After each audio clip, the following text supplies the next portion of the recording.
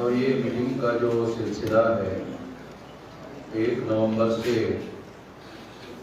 शुरू हुआ, 4 दिसंबर तक सारे देश भर में चलने वाला है। 4 दिसंबर को तमिलनाडु में होगा, जो भारत का सबसे नीचे वाला सूबा है तमिलनाडु, और कन्याकुमारी जो भी कोई यात्रा निकालने वाले लोग हैं वो कश्मीर से कन्याकुमारी कहते रहते हैं, तो कन्याकुमारी भी तमिलनाडु में ही है। तो 4 दिसंबर को कन्याकुमारी में यानी तमिलनाडु में मीटिंग होगी।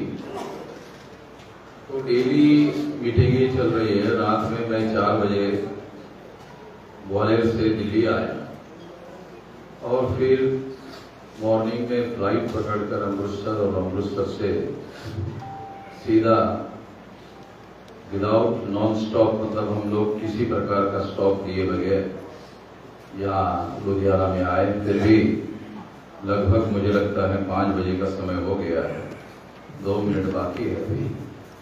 तो कुछ बातें जो सारे देश भर के जो राष्ट्रीय स्तर के 31 राज्यों में 31 स्टेट में मीटिंगें हो रही है। तो एक तो इसके 2 बड़े एजेंडे हैं। एक तो 24, 25, 26, 27, 28 को जो नेशनल कन्वेंशन उत्तर प्रदेश में हो रहा है, 1-2 दिन में उसकी जगह फाइनल हो जाएगी। तो ये एक एजेंडा है तैयारी का। दूसरा एजेंडा है जो 6 अक्टूबर को आरएसएस के हेडक्वार्टर पर जो विशाल मोर्चा हम लोग लेकर गए, उस संबंध में कुछ जानकारी आप लोगों को इस मीटिंग के द्वारा देना जरूरी है। तो साथियों,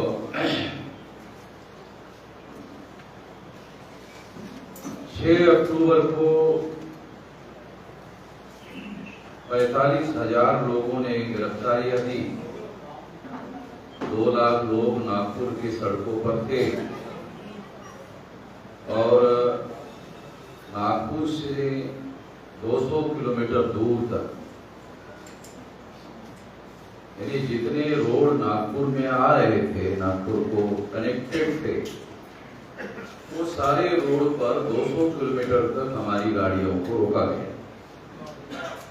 तो इससे ये बात हमारी नोटिस में आई, जानकारी में आई कि लगभग 1 लाख लोग सड़कों पर 200 किलोमीटर तक रोके गए। तो ये इस तरह का या इतना बड़ा आंदोलन हमारे आंदोलनों के इतिहास में ये पहली बार हुआ, और वो भी आरएसएस के हेडक्वार्टर को प्रोटेस्ट करने के लिए जाने वाला ये मोर्चा था। आज तक आरएसएस को बनकर 97 साल हो गए। अभी 2025 को आरएसएस को 100 साल पूरे हो जाएंगे। तो 97 साल के इतिहास में किसी संगठन ने आरएसएस के हेडक्वार्टर पर प्रोटेस्ट करने के लिए मोर्चा लेकर जाने के बारे में किसी ने सोचा करने की बात तो बहुत दूर की है। ये करना एक बड़ी बात होती है, मगर इस तरह का विचार भी किसी के दिमाग में नहीं है। ऐसा किसी ने सोचा भी नहीं। संगठनाएं बहुत है, मगर किसी संगठन के चलाने वाले लोगों ने ऐसा सोचा भी नहीं, ऐसा किया भी नहीं। करना बहुत बड़ी बात होती है, मगर हमने सोचा भी और करके भी दिखाया। तो इतना बड़ा आंदोलन करने की बड़ी वजह ये थी कि रोहतक में जो डीएनए कॉन्फ्रेंस हम लोगों ने आयोजित की थी, उस कॉन्फ्रेंस को हरियाणा की सरकार ने गुंडागर्दी करने वाले जो लोग हैं उनको साथ सहयोग करके होने नहीं दिया। जबकि कोई भी सरकार संविधान की शपथ लेकर सरकार बनाती, कोई भी पार्टी और कोई भी मुख्यमंत्री संविधान की शपथ लेकर सरकार बनाते तभी बना सकते हैं। मगर इस सरकार ने संविधान की शपथ लेकर कि हम संविधान के दायरे में रहकर काम करेंगे, ऐसा शपथ ली हुई जो सरकार है, उस सरकार ने संविधान के विरोध में आर्टिकल 19 के तहत हम जो कार्यक्रम कर रहे थे उसका उन्होंने उल्लंघन किया, संविधान का उल्लंघन किया। और संविधान का उल्लंघन करने की वजह से हमने उस कार्यक्रम को फिर भी हमने दिल्ली में जाकर के किया। और दिल्ली में जब कार्यक्रम किया तो वहां हमने अनाउंस किया कि हम नागपुर में जो आरएसएस का हेडक्वार्टर है वहां पर मोर्चा लेकर जाएंगे, प्रोटेस्ट मार्च करके जाएंगे। क्यों? कुछ लोगों ने सवाल उठाया है कि मोर्चा तो संसद पर लेके जाना चाहिए था, केंद्र सरकार दिल्ली में है वहां लेकर जाना चाहिए था।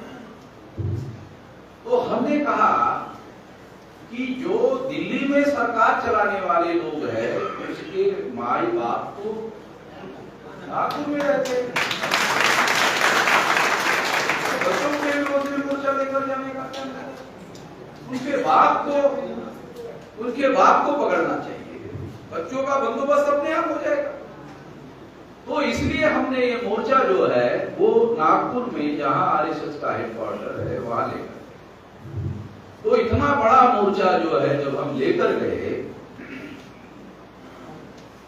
तो ये कोई यकायक होने वाली घटना नहीं थी। ये यकायक इतने बड़े पैमाने पर लोग गए, ये कोई यकायक होने वाली घटना नहीं थी। मेरी उम्र 18 साल 3-4 महीने की रही हो, तब से मैं बामसेव का काम कर,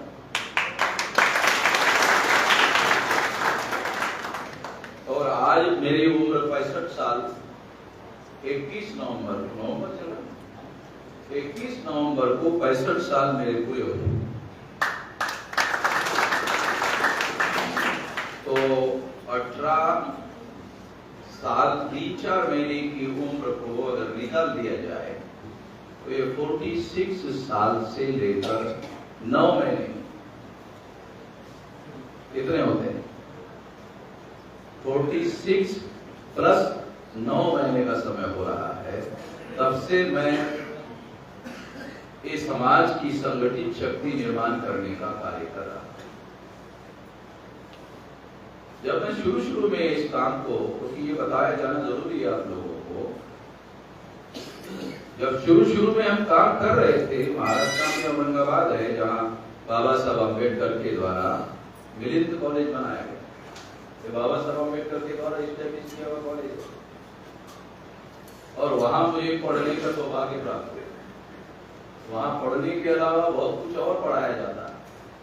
बाबा साहब अम्बेडकर का कॉलेज है तो केवल सिलेबस की किताबें नहीं पढ़ाई जाती, और भी बहुत सारी बातें पढ़ाई जाती है, जिसकी बदौलत आज हम लोग आंदोलन में यहाँ तक इस बात को लेकर। तो जब हम शुरू में जब काम शुरू किया तो इस आंदोलन की शुरुआत करने का जो श्रेय है वो दीना बाना जी। आपने दीना बाना जी को शायद नहीं देखा होगा, या कुछ लोगों ने, सीनियर लोगों ने देखा होगा। दीना बाना जी राजस्थान के सफाई कर्मी, डिफेंस में वहां काम करते, पुणे में, राजस्थान के रहने वाले राजस्थान के थे, और सफाई कर्मी के तौर पर वो डिफेंस में वहां पुणे में काम करते थे। मार्शल दीना बाना जी थे, वो मार्शल थे, मार्शल तो पंजाब के लोगों को जल्दी समझ में आ जाता है। हाँ, पंजाब के भी फोन में मार्शल का ज्यादा डीएनए शामिल है। तो वो मार्शल किस्म के थे, पढ़े लिखे ज्यादा नहीं थे, मैट्रिक भी पास नहीं थे, काफी 8वीं फेल थे। तो उन्होंने SC/ST वेलफेयर एम्प्लॉयज एसोसिएशन की स्थापना की। उनसे और पढ़े लिखे बहुत लोग, उन्होंने नहीं स्थापन किया, वो दीना भाना जी ने स्थापन किया। और स्थापन करने के बाद में उनके SC/ST एम्प्लॉयज वेलफेयर एसोसिएशन के जो दूसरे कर्मचारी SC/ST के थे, वो ग्रेजुएट थे, वो उसके मेंबर थे। उसमें दूसरे नंबर पर काम करने वाले मेंबर थे, डीके काम करते।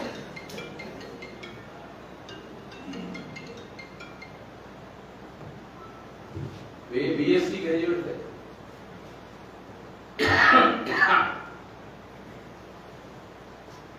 तो उसके बाद में कुछ दिन के बाद में उन लोगों को पता चला कि पंजाब से कोई कांशीराम जी जो है वो वहां देहरादून से वहां नौकरी करने गया। आए तो उनको मालूम हो गया, क्योंकि खबड़े साहब जिस सेक्शन में थे उसी सेक्शन में वो ऑफिसर थे कांशीराम जी। तो खबड़े साहब ने दीना भाना जी को बताया कि ये हमारे ही शेड्यूल कास्ट के ही हैं। तो इस तरह से साथियों, दीना भाना जी ने बाबा साहब आम्बेडकर के जन्मदिन को लेकर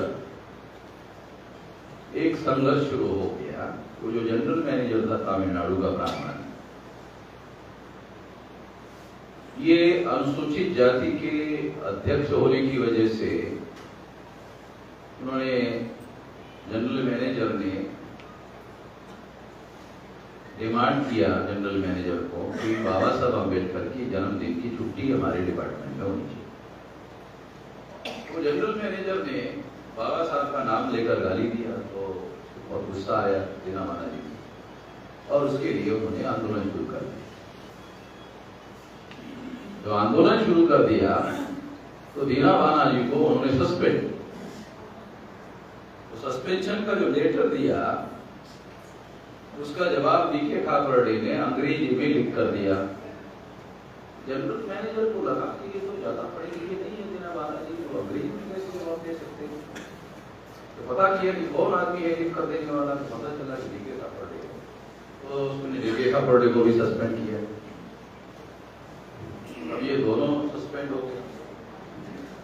दोनों सस्पेंड होने के बाद फिर ये दोनों मिलकर गार्डन में मीटिंग किया, क्योंकि उसे नए लोग 65 और 70 के दरमियान की बात थी।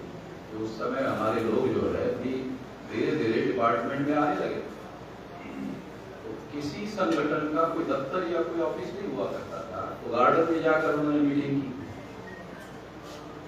गार्डन में मीटिंग करने के बाद ये तय हुआ कि 10-12 लोग जो है उसका डेलीगेशन जो है लेकर काशीराम जी को मिलने के लिए जाएगा। काशीराम जी को मिलने के लिए गए। तो काशीराम जी के सामने उन्होंने बात की, समझाने का प्रयास किया, तो काशीराम जी ने इनको भगा दिया। तो भगा दिया तो ये लोग दोबारा आके फिर ग्राउंड में बैठे। ग्राउंड में बैठे तो ये तय हुआ कि दोबारा काशीराम जी को मिलना चाहिए और ये पूछना चाहिए कि आपने हमारी बात पूरी तरह से सुने बगैर ही हमको क्यों भगाया। ये पूछने के लिए जाना। वो 11 लोगों का डेलीगेशन दोबारा उनको मिलने के लिए गया और काशीराम जी ने पूछा दोबारा क्यों आए। कहा कि ये पूछने के लिए आए हैं कि आपने हमें क्यों भगाया। तो काशीराम जी ने उनको जवाब दिया कि आप पहले दिन जब आए थे तो आप कह रहे थे कि आप हमारे इस आंदोलन में शामिल हुई और आंदोलन करने का काम करिए। तो जब मैं यह आंदोलन कर देता तो करने के बाद आप लोग भागने वाले ही थे। मैं जब आंदोलन शुरू कर देता, करने के बाद आप भागने वाले ही थे। तो मैंने सोचा कल आप लोग भागने वाले हो तो आज ही क्यों न भगा दो। इसलिए मैंने आप लोगों को भगाया। तो दीना बाना ने मुझे जवाब दिया, हम लोग भागने वाले लोग नहीं है, लड़ने वाले लोग हैं। बाबा साहब अम्बेडकर के अनुयायी है, ये डरने वाले लोग नहीं है। अच्छा, काशीराम जी का अच्छा है कि आप भागने वाले नहीं हो, फिर तो मैं आपके साथ आ सकता हूँ, मेरी एक शर्त है। दीना बाना जी ने पूछा क्या शर्त है? कि आज जब ऑफिस में जाओगे तो जो जनरल मैनेजर है तमिलनाडु का ब्राह्मण, वो जिस कैबिन में बैठता है उसके 2 दरवाजे, तो तुम 2 लोग हो, डीके खापर ने दीना बाना 2 दरवाजे पे खड़े रहना, मैं अंदर जाऊं। तो दीना बाना जी ने पूछा भी मिलने के लिए जाने के लिए 2 आदमी दरवाजे पे खड़े रहने की क्या जरूरत, ऐसे ही जा सकते हैं। जब मैं अंदर जाऊंगा तो तीसरा कोई आदमी आना नहीं चाहिए, मैं और जनरल मैनेजर ही है। तो जनरल मैनेजर को काशीराम जी ने पूछा भाई इनको सस्पेंड क्यों किया? तो इसमें गर्मागर्मी हो गई जनरल मैनेजर के साथ में काशीराम जी। जब गर्मागर्मी हो गई तो काशीराम जी ने वो जनरल मैनेजर के बाल पकड़े, यहाँ से बाल पकड़े, जो ब्राह्मण था उसके बाल पकड़े यहाँ से, और जो टेबल बड़ा लंबा टेबल था कांच वाला, तो उसके ऊपर वो ऐसे उसको कांच पे मार नाक और मुंह को ऐसा मारने लगे। तो जल्दी ही उसके नाक से खून निकले। तो दीना बाना ये देखा तो उसके नाक से खून निकल रहा है, तो वो दौड़ते हुए खबरडे साहब के पास गए, अरे वो मारते खत्म कर दे, बचाना पड़ेगा। दोनों लोग जो है दौड़ के काशीराम जी को पकड़ा और पकड़कर उसको बाहर के लेके आए। तो जनरल मैनेजर का मिसअंडरस्टैंडिंग हो गया कि ये दोनों ने मुझे बचाया, तो दूसरे ये दोनों को उन्होंने रिवोक कर दिया। चलो तुम लोगों को अच्छा, तुमने जान बचाने का काम किया, तो इनको दोनों को रिवोक कर दिया और काशीराम जी को सस्पेंड थे तो वह एक ही है। उसके बाद में क्या हुआ कि काशीराम जी के आंदोलन में काम तो था नहीं, 75% सैलरी मिलती थी और काम करना नहीं पड़ता था। तो उसी में फिर वो लोग जो काम करने लगे, और जब वो सस्पेंशन से रिवोक कर दिया तो जनरल मैनेजर ने क्या किया कि ये 3 लोग प्रमुख है, उसका जो प्रेसिडेंट है दीना बाना, ये समस्या की जड़ है, इसलिए उसने जनरल मैनेजर ने दीना बाना जी का ट्रांसफर पूना से दिल्ली कर। तो दिल्ली जाने के पहले दीना बाना जी ने वो SC/ST एम्प्लॉयज वेलफेयर एसोसिएशन का अध्यक्ष काशीराम जी को बनाकर लेटर निकालकर वो दिल्ली गए। तो काशीराम जी को प्रेसिडेंट बनाया, दीना बाना जी दिल्ली में ट्रांसफर हो गए। तो काशीराम जी फिर उसको देखने के बाद कुछ साल देखने के बाद में काशीराम जी ने खापड़े को पूछा कि खापड़े तुम बाबा साहब की बड़ी बड़ी बातें करते रहते हो कि बाबा साहब ने कोई किताब लिखी है क्या? चलो एक बात किताब जो है मुझे ला कर। तो खापड़े साहब ने एक किताब जो है एनिहिलेशन ऑफ कास्ट बाबा साहब की, वो काशीराम जी को पढ़ने के लिए रात में 9 बजे जाकर दी। तो दूसरे दिन जब मिलने के लिए काशीराम जी को गए खापड़े साहब, तो वो किताब पढ़े रहे। तो खापड़े साहब ने काशीराम जी को पूछा कि ये आप सवेरे पढ़ रहे? मैंने तो रात में दिया। कहा रात से 1 बार 2 बार 3 बार 4 बार फिर मैं लगातार पढ़ रहा हूँ, और ये 1 बार पढ़ने के बाद मेरी नींद जो है उड़ गई है, और मेरे को नींद नहीं आ रही, तो लगातार मैं ये कई बार पढ़ चुका हूँ, और ये किताब पढ़ने के बाद मैं इस नतीजे पर पहुंचा हूँ कि जिंदगी में कुछ करने के लिए मकसद चाहिए। वो मकसद इस किताब को पढ़ने के बाद। अब मैं 3 बात मैं आपको बताता हूँ, ऐसा काशीराम जी ने खापड़े साहब को कहा। 3 बात। पहली बात तो मैं अब घर में नहीं, संकल्प करता हूँ कि आज से मैं घर नहीं जाऊंगा। दूसरा मेरा एंगेजमेंट हो गया है, वो एंगेजमेंट को मैं तोड़ देता हूँ। और तीसरा संकल्प है मेरा कि मैं अपनी जिंदगी में कभी कोई अपने नाम पर प्रॉपर्टी नहीं बनाऊंगा। ऐसे 3 संकल्प लेकर खापर्डे साहब को ये 3 संकल्प में लेकर के ये काम करूं। और तब से फिर वहां उन्होंने काम शुरू किया। तो उनको ये समझ में आया कि केवल SC ST के लोगों को ही इकट्ठा करने से देश में परिवर्तन करने का जो काम है वो होने वाला नहीं। SC ST के साथ साथ हमें SC ST OBC को भी जोड़ना होगा, माइनॉरिटी को भी जोड़ना होगा। तो इसीलिए 6 दिसंबर 73 को काशीराम जी ने जो SC ST employees welfare association था उसको उन्होंने बाम से backward and minorities communities employees federation, और बैकवर्ड जो है वो 3 शब्दों से उन्होंने बनाया। Backward means SC ST OBC।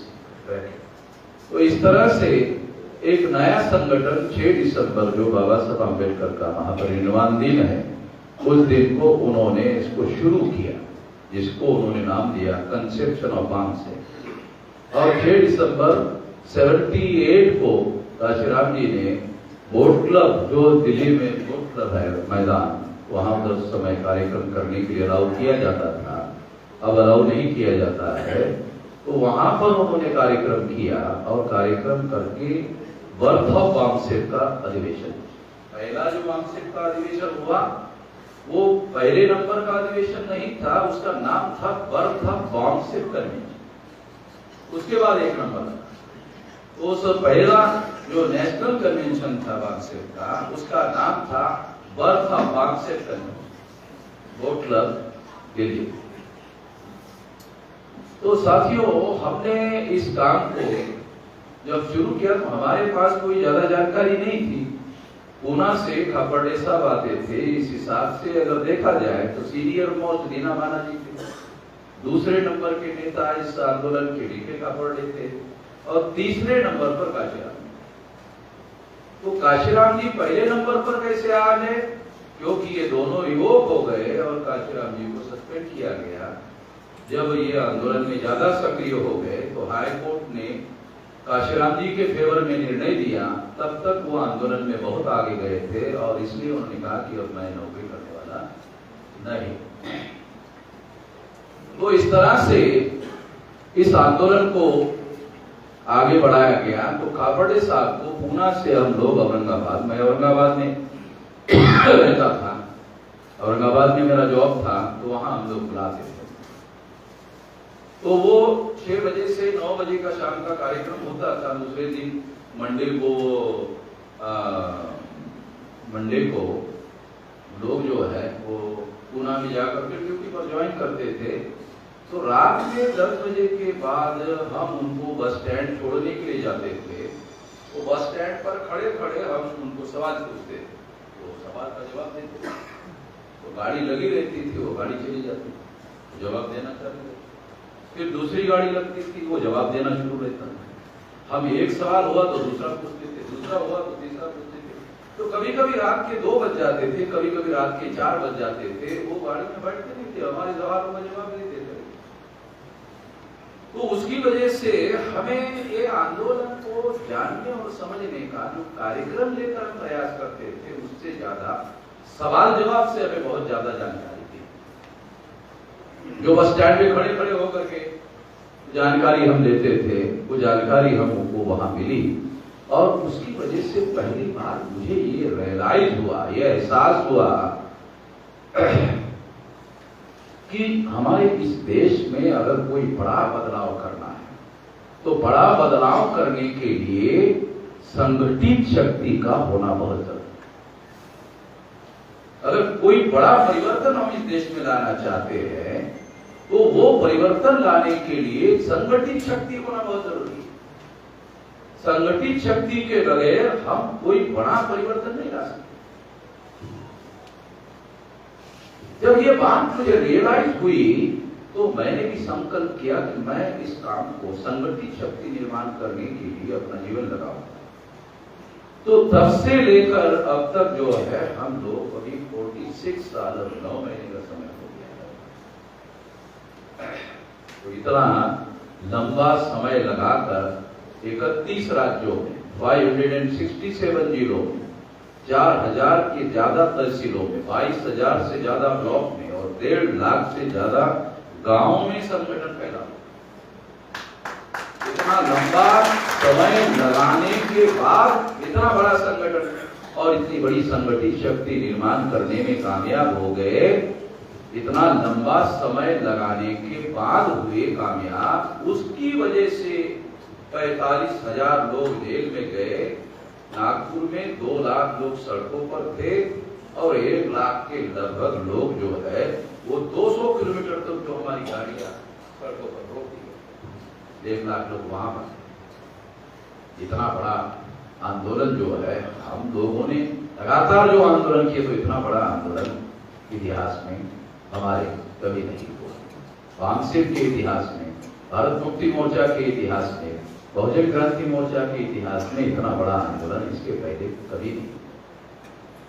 Home minister, राज्य का होम मिनिस्टर फडणवीस तो नागपुर में ही हमारे आंदोलन को कंट्रोल करने के लिए खुद होम मिनिस्टर नागपुर में था।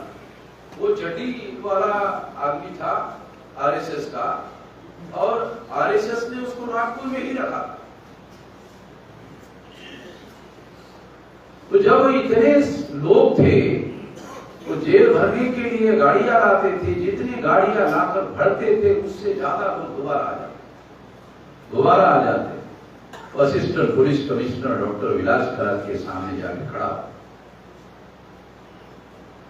अब हम समझ गए, वो कमिश्नर होता असिस्टेंट पुलिस कमिश्नर।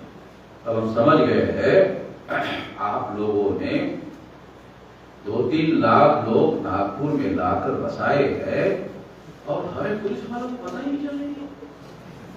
और समझ गए शिवाजी महाराज का सलीमी का आप लोगों ने लागू किया और हमें पता ही नहीं चलने दिया। समझ गए आप विजय हो गए, हम फेल हो गए।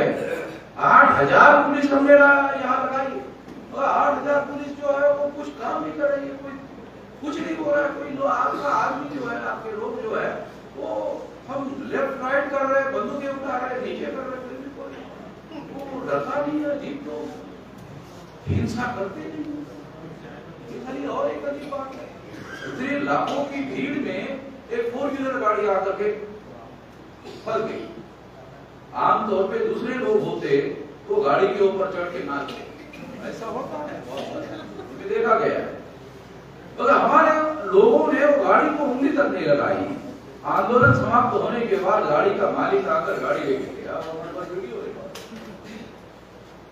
पत्रकार लोग थे, वो हमारे लोगों को बोल रहे थे वो गाड़ी आग लगाओ, आग लगाओ। हमारे लोग भी इतने होशियार थे कि वो गाड़ी को आग लगाने के बजाय वो आग लगाओ ऐसा कहने वाले पत्रकार का ही वीडियो बना दिया।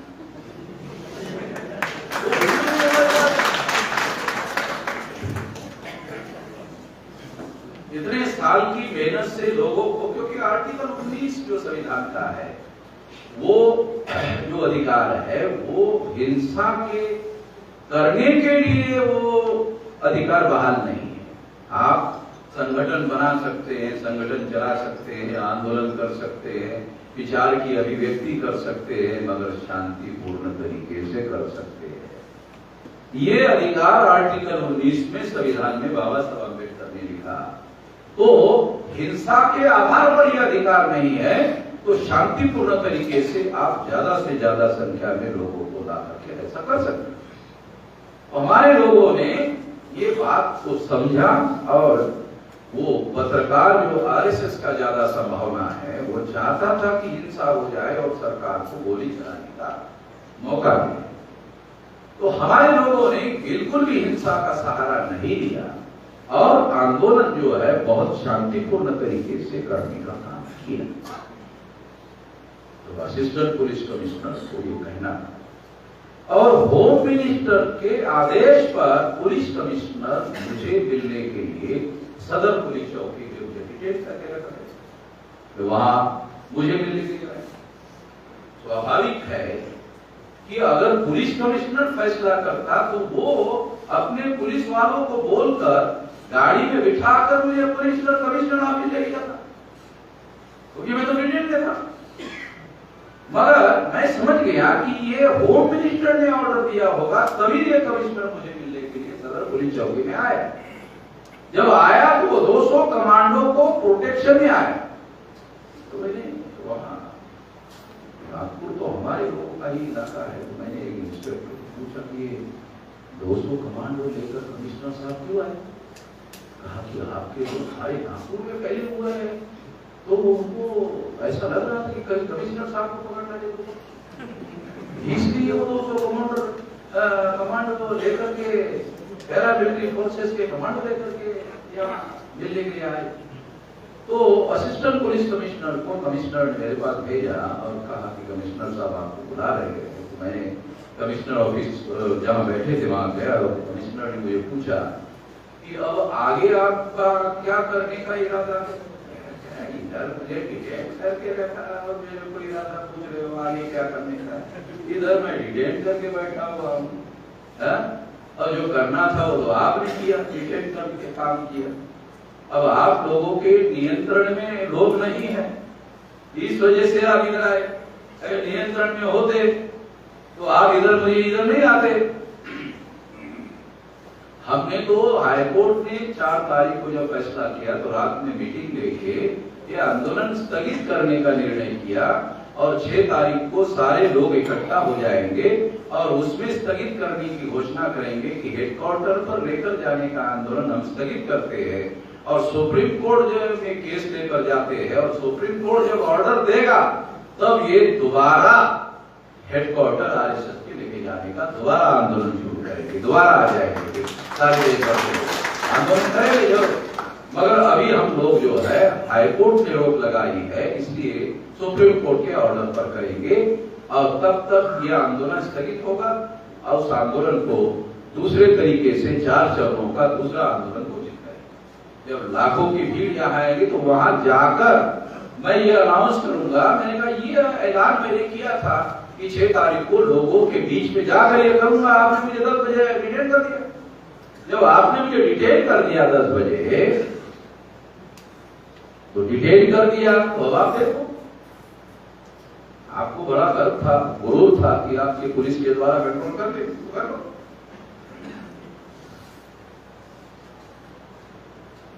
तो असिस्टेंट पुलिस कमिश्नर को उसने कहा कि मुझे ले जाओ। मैं दूसरे कमरे में हम लोग बैठे हुए थे 4-5 लोग। तो वहां कमिश्नर ने दोबारा असिस्टेंट कमिश्नर को मेरे पास भेजा और कहा वो कमिश्नर साहब बोल रहे हैं कि जो आपके लोग हैं उसको शांति से आंदोलन करने के लिए वीडियो बना दो। मैंने कहा मैं तो पहले भी यही कह रहा हूँ, हमारे लोगों ने हिंसा नहीं करनी चाहिए, संविधान के दायरे में रहकर ही करना चाहिए, ये तो मैं पहले दिन से कह रहा हूँ। तो ये ऐसा वीडियो बनाने के लिए मुझे कोई इतराज नहीं है।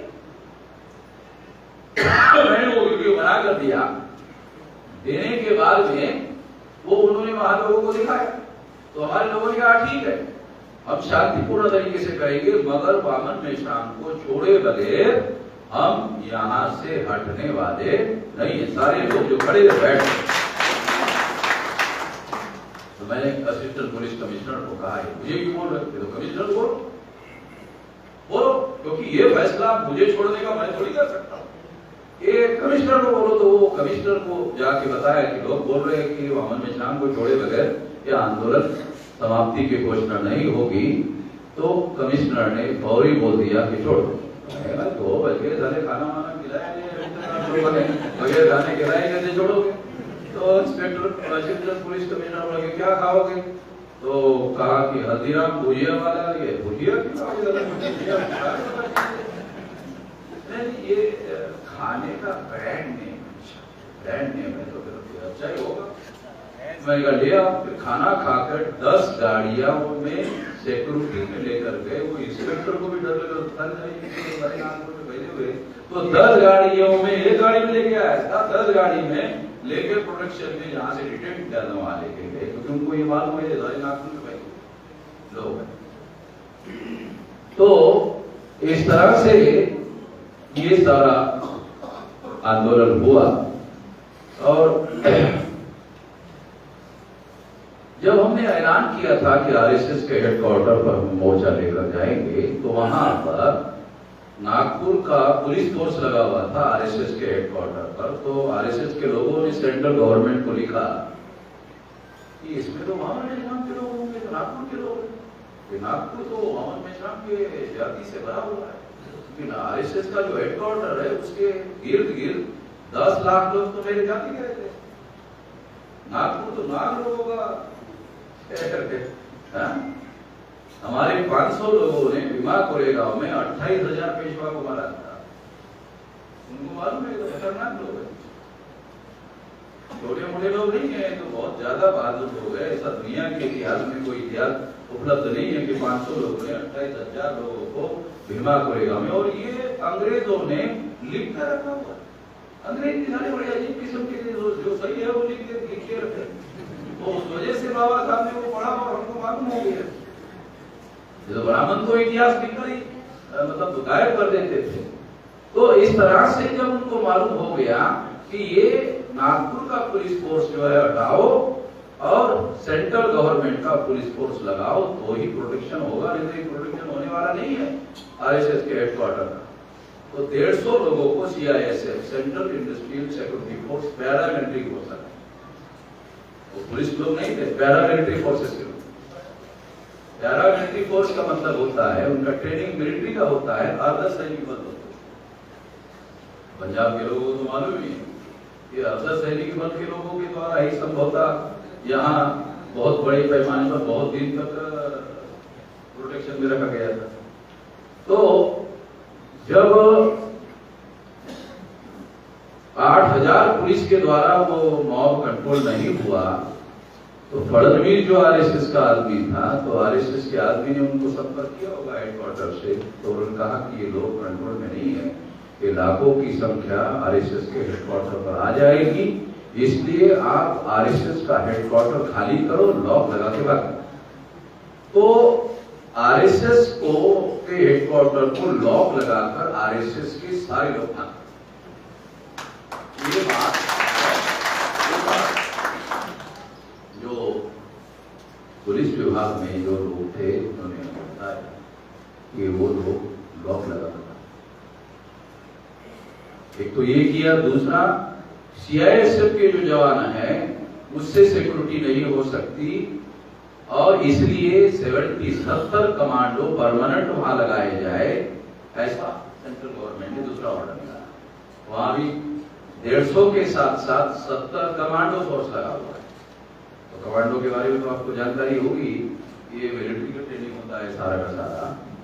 तो इस तरह से इतना सारा जिन लोगों को सारे देश के लोग डरते, आरएसएस बोले तो सारे संगठन के लोग डरते, सारे देश के लोग डरते, सबसे ज्यादा मुसलमान डरते। तो वो लोग जो है उसको हम लोगों ने चेतावनी दिया, ये हमारी चेतावनी थी। हम लोगों ने ये नहीं कहा था कि हम आरएसएस का घेराव करेंगे, ये करेंगे, वो करेंगे। ये हमने उनको चेतावनी देने के लिए कहा था कि देखो, ये आप लोगों ने संविधान के साथ जो व्यवहार कर रहे हो तो आपको छोड़ेंगे नहीं, आपको चेतावनी देकर के छोड़ रहे, क्योंकि सारे देश भर में डर फैला हुआ है कि ये संविधान को बदल देंगे, ये करेंगे, वो करेंगे। मैं आपको संविधान के संदर्भ में एक खास बात बताना चाहता हूँ। संविधान में अमेंडमेंट करने का अधिकार है, जो बाबा साहब अम्बेडकर ने 68 आर्टिकल में लिखा हुआ। संविधान बदलने का भारत के नागरिकों को कोई अधिकार नहीं, ये अधिकार नहीं दिया हुआ। संविधान बदलने का अधिकार भारत के नागरिकों को नहीं है, संविधान में सुधार, अमेंडमेंट करने का अधिकार, बदलने का और सुधार करने का, ये दो बातें ध्यान रखना है। सुधार करने के लिए 368 आर्टिकल में प्रावधान है कि आप बदल सकते हो, मतलब सुधार कर सकते हो। तो जो लोग संविधान को बदलने की बात करते हैं वो संविधान विरोधी लोग हैं, संविधान द्रोही लोग हैं। जो संविधान द्रोही लोग हैं वो देशद्रोही लोग माने जा सकते हैं, ये बात। और आरएसएस के ऊपर 18 केसेस है, आरएसएस के ऊपर 18 केसेस है। 2003 से लेकर 2018 तक जो भारत में बम ब्लास्ट हुए वो सारे बम ब्लास्ट RSS के थे। सारा कच्चा चिट्ठा हम लोग अभी सारे देश भर में वो सारा का सारा कौन से कोर्ट में केसेस है, 18 केसेस है RSS के ऊपर। एक केस तो 18 में RSS के ऊपर देशद्रोह का मुकदमा। तो इसलिए मैं खास बात आपको बता रहा हूं कि इन लोगों को सबक सिखाना बहुत ज्यादा जरूरी था। अगर हम दूसरी कोई बहुत सारे लोग ये हम कहे कि ये दिल्ली में पार्लियामेंट में मोर्चा लेकर जाने की वजह, अरे वहां जाना जरूरी था। ये नरेंद्र मोदी प्रधानमंत्री है ऐसा लोग मानते हैं। सारी सत्ता तो RSS के नियंत्रण में, उसके आगे क्या है? तो उन लोगों को सबक सिखाना जरूरी था। और इस बात को ध्यान में रखते हुए साथियों इतना बड़ा कार्रवाई, इतनी बड़ी कार्रवाई नहीं की। ये कार्रवाई करने के लिए 46 साल, अराउंड अबाउट 47 साल लगा है। जो संगठित शक्ति का निर्माण किया उसकी बदौलत ऐसे ही नहीं हुआ, यकाएक नहीं हुआ। 18 साल 3-4 महीने की मेरी उम्र थी, 65 साल, 21 नवंबर को 65 साल मेरे पूरे हो जाएंगे। इतना लंबा समय लगाकर कोई जिंदा ऐसा व्यक्ति नहीं भारत में जो 500 जिलों में फिजिकली जाकर के मीटिंग किया हो। मैं ही एकमात्र व्यक्ति हो जो भारत के 714 जिलों में 500 जिलों से भी ज्यादा जिलों में फिजिकल जाकर मीटिंग किया हो। इतना हार्डवर्क जो है हमने संगठन बनाने के लिए किया। संगठन बनाना के लिए एक आदमी के सवालों का जवाब देना कितना मुश्किल है, हम लोगों को अनुभव होगा। 500 जिलों में जाकर सवालों के जवाब देकर और वहां लोगों को ट्रेन करके हमने इतना बड़ा संगठन खड़ा किया। उस संगठित शक्ति निर्माण की और उस संगठित शक्ति के बल के आधार पर इतना बड़ा आंदोलन, ऐसे यकाएक नहीं हुआ। इसलिए साथियों ये जो विशाल आंदोलन हुआ ये कोई सामान्य बात या सामान्य घटना नहीं थी। कई लोग सारे देश भर में मुझे ये बता रहे हैं कि जो संगठन चलाने वाले SC ST OBC माइनॉरिटी के लोग थे सारे देश भर में ये कह रहे हैं, वो विरोध करते थे, वो दिन के बाद हमारा विरोध बंद हो गया। ऐसा शायद आप लोगों को भी अनुभव हो रहा हो। और सारे देश भर में लोग अब ऐसा कह रहे हैं जो हमारे संगठन में नहीं है, दूसरा संगठन हमारे लोग है चला रहे हैं, वो कह रहे हैं कि अभी एक ही आदमी लड़ता हुआ देश में दिख रहा है। वो अमन मिजराम के अलावा कोई आदमी लड़ता हुआ नहीं दिख रहा है। साथियों वामसे प्लानिंग और प्रिपरेशन के सहित काम किया हुआ संगठन है, मगर अभी हमारे संगठन की रणनीति में हमने बड़ा बदलाव किया। अब संगठन बनाने के लिए समय नहीं लगाया जाएगा, अब सारा समय आंदोलन करने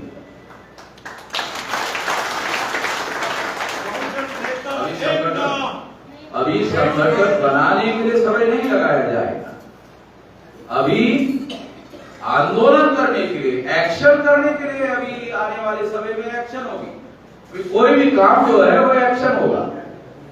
अभी हम लोगों ने 10 साल का 2030 तक का प्लान बनाया। 2030 तक पहला फेज 2025 तक होगा, दूसरा 28 तक होगा, तीसरा 30 तक होगा। 6.5 लाख गांव है, 6 लाख गांव में 2030 तक हमारी शाखाएं पहुंच जानी चाहिए। भौगोलिक नेटवर्किंग होना चाहिए। पंजाब में जो केवल 13,000 गांव है, लाख में भी रही है, केवल 13,000 गांव है। अगर आप प्लानिंग बनाओ तो ये तो 2025 तक ही कवर हो जाएगी, ज्यादा समय नहीं लगेगा। आप पंजाब के रहने वाले हो तो आपको मालूम होगा कि पंजाब में 13,000 से ज्यादा गांव नहीं है, तो 3 साल में कवर हो सकते हैं।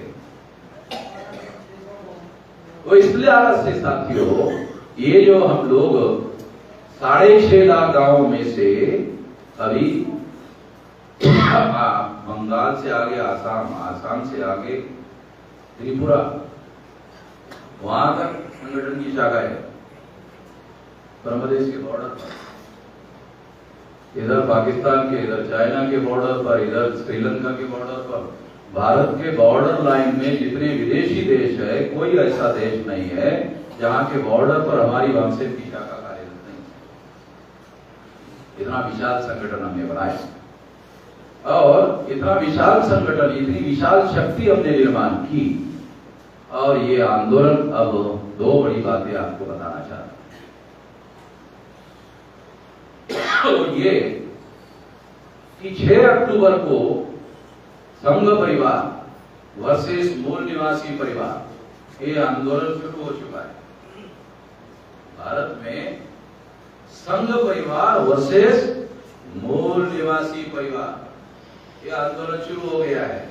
नहीं तो चर्चा क्या होती थी भारत में 6 तारीख के पहले? हिंदू मुसलमान, हिंदू मुसलमान, हिंदू मुसलमान, हिंदू मुसलमान, हिंदू मुसलमान, केवल खाला हिंदू मुसलमान ही चर्चा होती। 6 अक्टूबर के बाद हिंदू मुसलमान की चर्चा आरएसएस, विश्व हिंदू परिषद, भाजपा ने करना बंद कर दिया। हिंदू मुसलमान चर्चा बंद हो गई 6 तारीख के बाद। आपको पता नहीं कि धैर्य दिए दिया 6 तारीख के बाद, 6 अक्टूबर के बाद हिंदू मुसलमान की चर्चा बंद हो गई। हमने बंद करवाई। क्यों बंद हो गई? कोई वजह होगी ना बड़ी, वही बड़ा आपको बताना चाहता हूं कि जब ये 6 तारीख के बाद हिंदू मुसलमान का मामला खड़ा करेंगे तो लोग इनको पूछेंगे कि वो 3 लाख लोग फिर मुसलमान थे क्या हमारे ऊपर चढ़ने के लिए आए थे? आरएसएस के हेडक्वार्टर पर मोर्चा लेकर आए थे, वो मुसलमान थे क्या? तुम जिनको हिंदू कहते हो वही ना आए थे? वो क्यों आए थे? अगर वो हिंदू थे तो क्यों आए थे? हिंदू मुसलमान कर रहे हैं। इसका मतलब है कि ये जो जबरदस्ती से तुम हिंदू मुसलमान कह रहे हो,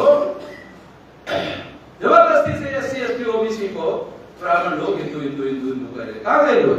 किस आधार पर हिंदू है? जब आक्रमणकारी मुसलमानों का भारत में आगमन हुआ तो यहाँ की प्रजा को मुसलमानों ने हिंदू कहा। वेद, श्रुति, स्मृति, पुराण, रामायण, महाभारत, गीता में हिंदू शब्द ही नहीं। हिंदू संस्कृत भाषा का शब्द नहीं है। हिंदू हिंदी भाषा का शब्द नहीं है। हिंदू पर्शियन भाषा का शब्द है।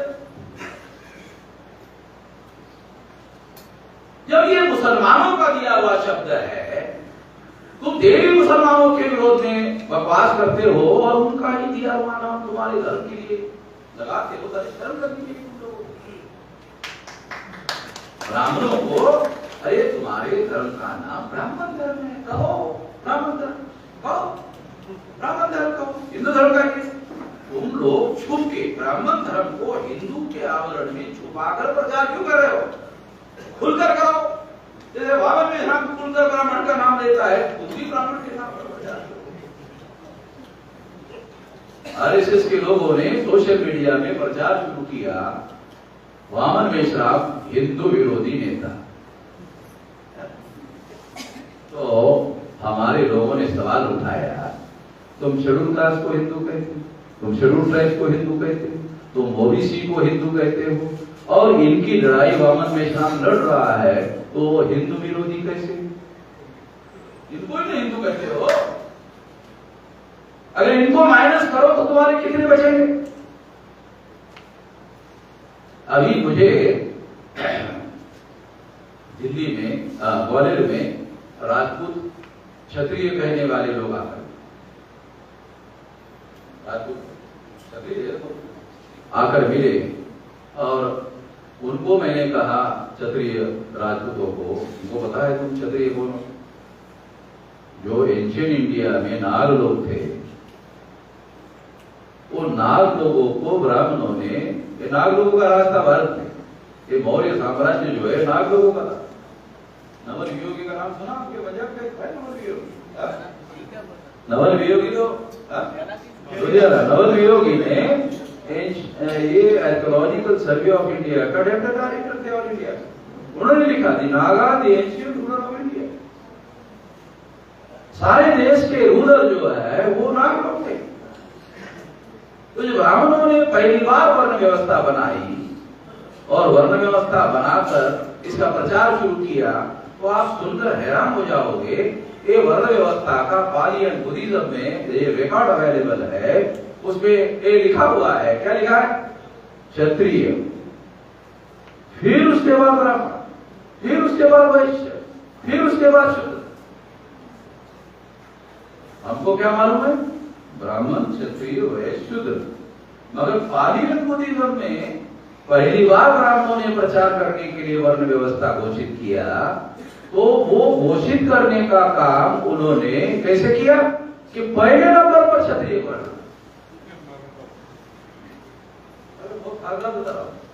वर्ण व्यवस्था जब ब्राह्मण ने प्रचार में लाई, तो वर्ण व्यवस्था का पहला प्रारूप जो है वो कहां से शुरू होता है? क्षत्रिय, फिर ब्राह्मण, फिर वैश्य, फिर शूद्र। क्यों ऐसा किया? क्योंकि वो सारा राज जो है वो नाग लोगों के पास था।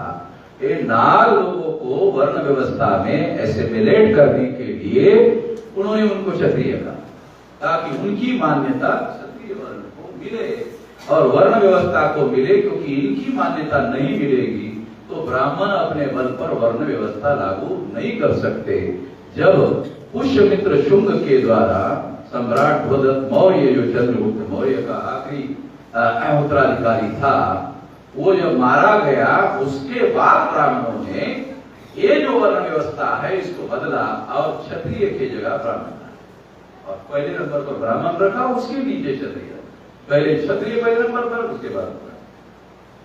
तो ये जो नाग लोग हैं भारत के, जो नवल आपके पंजाब के, उन्होंने ये Nagas ancient rulers of India, ये हमारे लोगों का राज, ये हमारे लोगों का साम्राज्य था इस देश। आज अगर हमारा वो शुरू करते थे, वो जो हमारे लोग थे उनको अपना इतिहास ढूंढते रहते।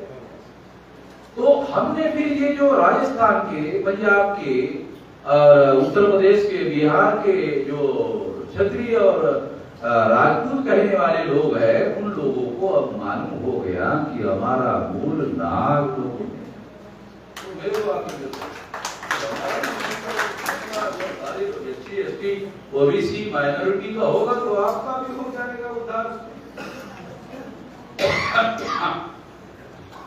तो साथियों, ये बहुत महत्वपूर्ण बातें जो है, ये इतिहास के क्रम में ये जानकारी लोगों को हो रही है। तो ये बात मैं आप लोगों को खासतौर पर बताना चाह रहा हूँ, जानकारी देना चाह रहा हूँ कि हम लोगों ने अभी इतना बड़ा आंदोलन ये जो खड़ा किया हुआ है, ये आंदोलन आने वाले समय में 2030 तक प्लानिंग के तहत कालबद्ध कार्यक्रम बनाया।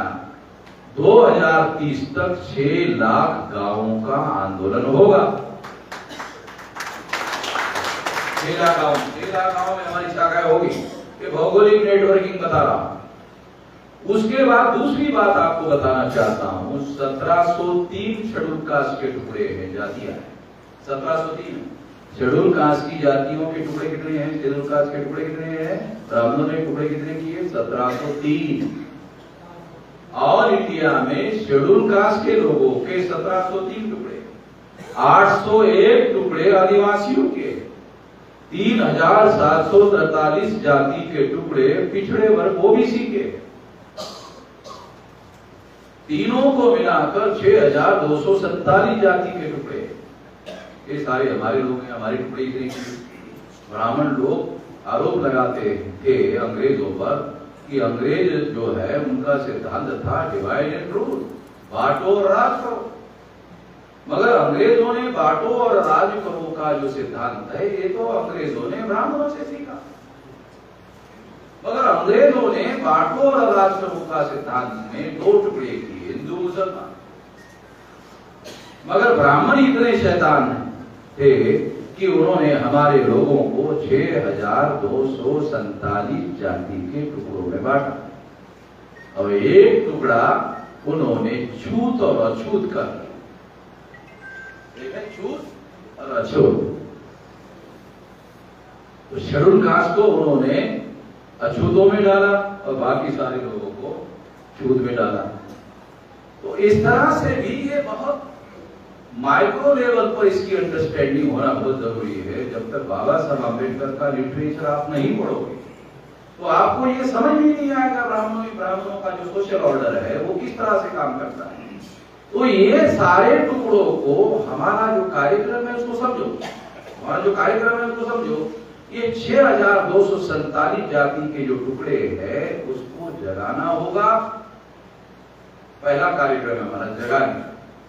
मैं पिछले 47 साल से जगाने के काम में रहा हूँ। जगाने का काम नहीं बंद किया जा सकता है, आंदोलन चलेगा फिर भी जगाने का काम बंद नहीं हो सकता। पहला काम है जगाना और दूसरे नंबर का काम है जगे हुए लोगों को जोड़ना।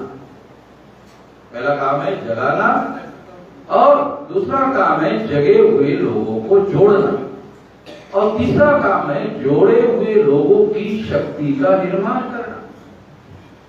तीसरा काम है जोड़े हुए लोगों के शक्ति का निर्माण करना। सुनियोजित तरीके से इस तरीके से करना होगा कि अगर वो लाखों की भीड़ में भी इकट्ठा हो जाए तो वो हिंसा ना करे।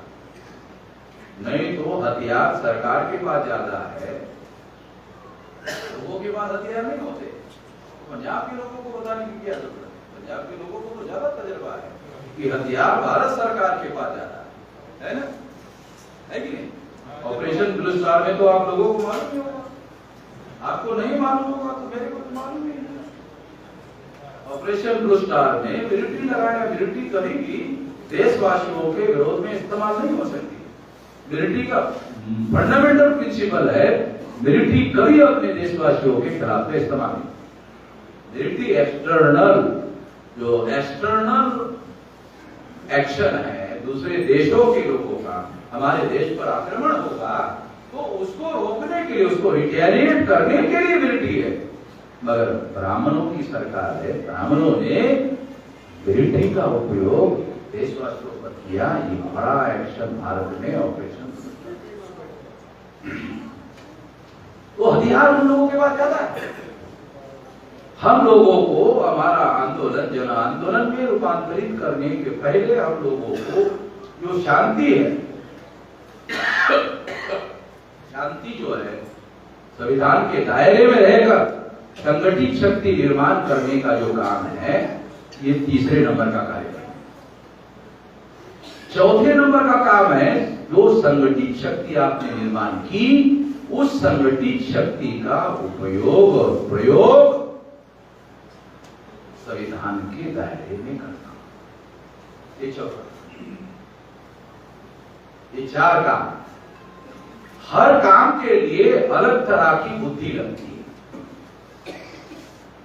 जगाना है तो अलग बुद्धि की जरूरत है, जोड़ना है तो अलग बुद्धि की जरूरत है, शक्ति का निर्माण करना है तो अलग बुद्धि की जरूरत है और एक्शन करने के लिए संगठित शक्ति का उपयोग करना है तो अलग बुद्धि की जरूरत है। एक ही प्रकार के बुद्धि से काम नहीं होगा।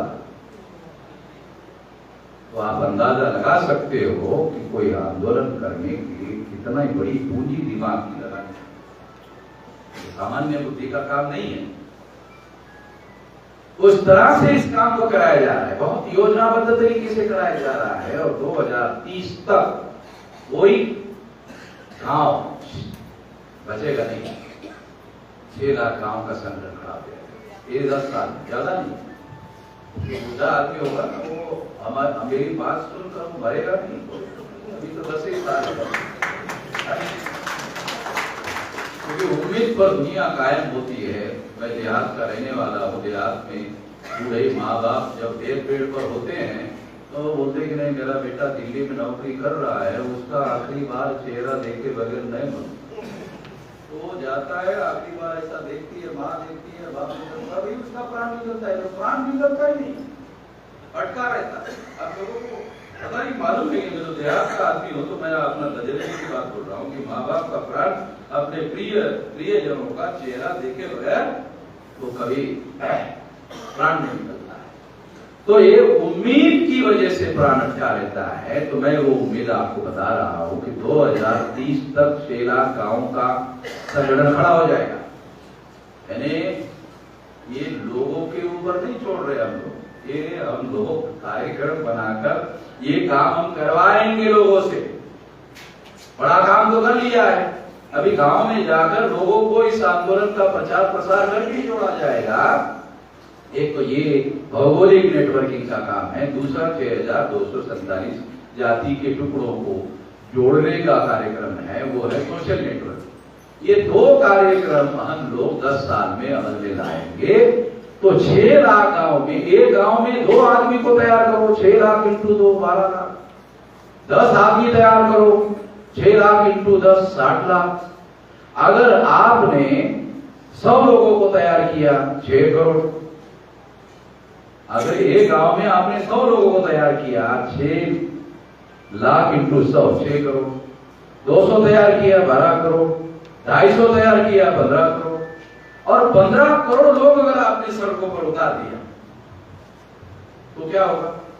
15 करोड़ लोग अगर सड़क पर उतर गए तो भारत में जितने रेलवे ट्रैक है वो ट्रैक पर लोग बैठ जाएंगे, नेशनल एक्सप्रेस हाईवे है वहां पर लोग बैठ जाएंगे, नेशनल हाईवे पर बैठ जाएंगे, स्टेट हाईवे पर बैठ जाएंगे, डिस्ट्रिक्ट हाईवे पे बैठ जाएंगे, इकट्ठा हो जाएंगे और चने और मुरमुरे खाते हुए बैठे भी रहेंगे ना हाईवे पर, सारा हाईवे बंद हो जाएगा। और हाईवे और रोड अगर बंद हो गया तो जो कच्चा माल समुद्री जहाज में डालने के लिए ट्रक जाते हैं या रेल जाती है वो नहीं जाएगी तो समुद्री जहाज भी बंद हो जाएगा, हवाई जहाज भी बंद हो जाएगा। तो 15 करोड़ लोग अगर सड़क पर उतर गए तो हवाई जहाज भी बंद हो जाएगा, समुद्री जहाज भी बंद हो जाएगा, रेल में सारा देश का रेल बंद हो जाएगा। रेल क्या है? Pulse of the country. Rail क्या है? रेल, हवाई जहाज, समुद्री जहाज और हाईवे क्या है? ये पल्स ऑफ द कंट्री। अगर ये बंद हो गया तो पल्स ऑफ द कंट्री बंद हो जाएगा। 9 अगस्त 1942 को गांधी जी ने क्विट इंडिया मूवमेंट चलाया, भारत छोड़ो। कैसे हो गया? 9 अगस्त 1942 के बाद अंग्रेजों ने भारत छोड़ने का, चर्चिल तो आजादी पे ऊपर बात करने के लिए भी तैयार नहीं था। चर्चिल जो है नहीं, आजादी छोड़कर बात करो, आजादी छोड़ो दूसरे मुद्दे पर बात, वो बात नहीं करता। 42 के बाद 9 अगस्त 1942 को जब गांधी ने क्विट इंडिया मूवमेंट शुरू की, उसके बाद इतने लोग सड़कों पर उतरे तब जाकर के ऐसा हुआ। जब गांधी जी के समय में कम लोग उतरे 3 करोड़, अगर हम 5 गुना ज्यादा 15 करोड़ लोगों को उतार देते हैं तो देश चलाने वाले लोग बोलेंगे कि अब हम देश चलाने लायक नहीं है, ये देश आप चलाओ तब जाकर के हमारा मामला है। 10 साल में, केवल 10 साल में 2030 तक ये नागपुर के आंदोलन ने ये प्रमाणित कर दिया 10 साल में ये हो जाए। 10 साल में ये नागपुर के आंदोलन ने प्रमाणित कर दिया, ये 10 साल में ये 6 लाख गांव का आंदोलन खड़ा हो जाएगा। और ये हो जाएगा तो हमारी सारी समस्या का समाधान हो जाएगा। ऐसा हम लोगों को करना होगा। इतना ही इस मौके पर मैं कहना चाहता हूं। इसके लिए आप लोगों को अपने अपने राज्यों में जुटना होगा और अपने अपने राज्यों में जिले, तहसील, ब्लॉक, ग्राम पंचायत और गांव की कमेटियां गठित करने का, और उसके साथ साथ जो अलग अलग प्रकार के सामाजिक समूह है उन लोगों का संगठन खड़ा करना होगा। ऐसा आप करोगे, इस आशा और विश्वास के साथ आपने मेरी बात ध्यान से सुनी, इसके लिए आभार, धन्यवाद।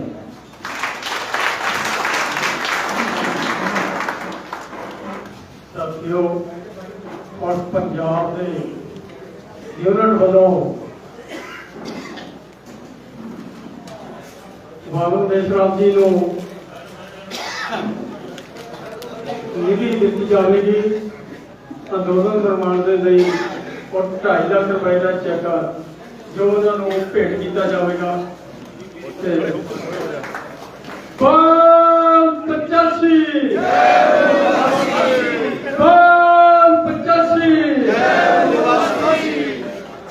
कलसी राम का दूसरा नाम,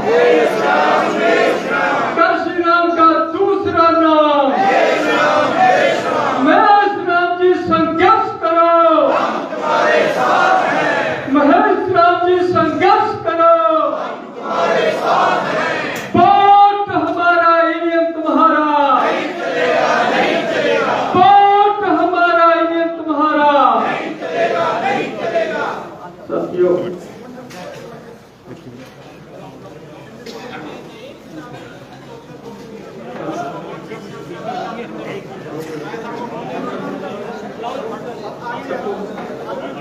ਸਾਥੀਓ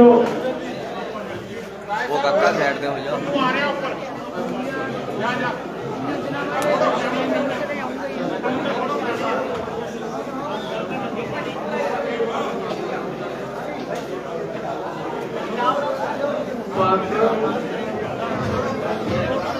मैं बेनती करूंगा।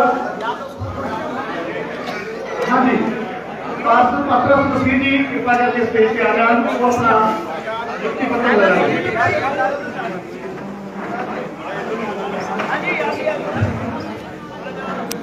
पार्षद राजेंद्र कुमार जी, राजेंद्र कुमार जी प्लीज। रवि साहब शक्ल दिखा जरा मड़ी जी। पार्षद तरसेम मसीह जी के राष्ट्रीय क्रिश्चियन मोर्चे के नियुक्ति पत्र माननीय मोहम्मद मिश्रा साहब जी ने तस्वीर किए हैं।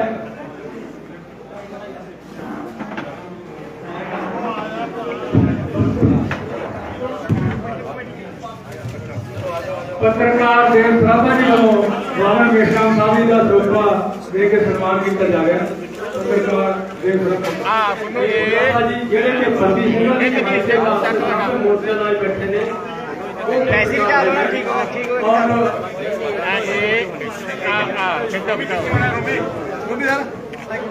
मैं मातू का नेड़े हो जाना ना पड़ा दे हां मैंने पड़ा दे ज्यादा कैमरा आ जांदे हो मेरे पंजाबी ऑन लाउने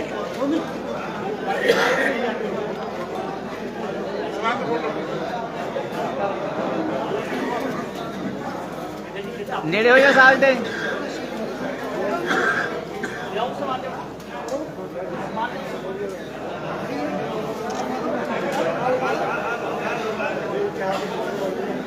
नेड़े हो बंदी जी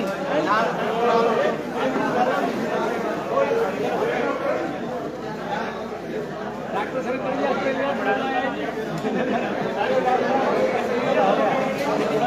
हां हां दे रहा हूं हां चल के सिद्धू साहब गिरफ्तारियां वाले जो गिरफ्तारियां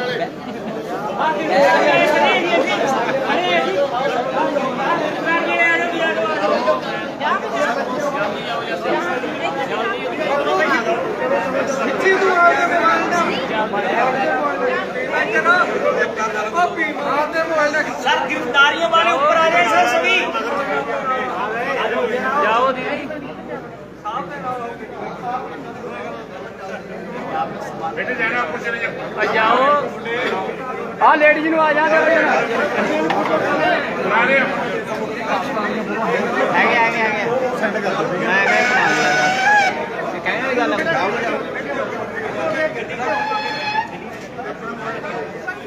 करवानी वाली माता ने ऊपर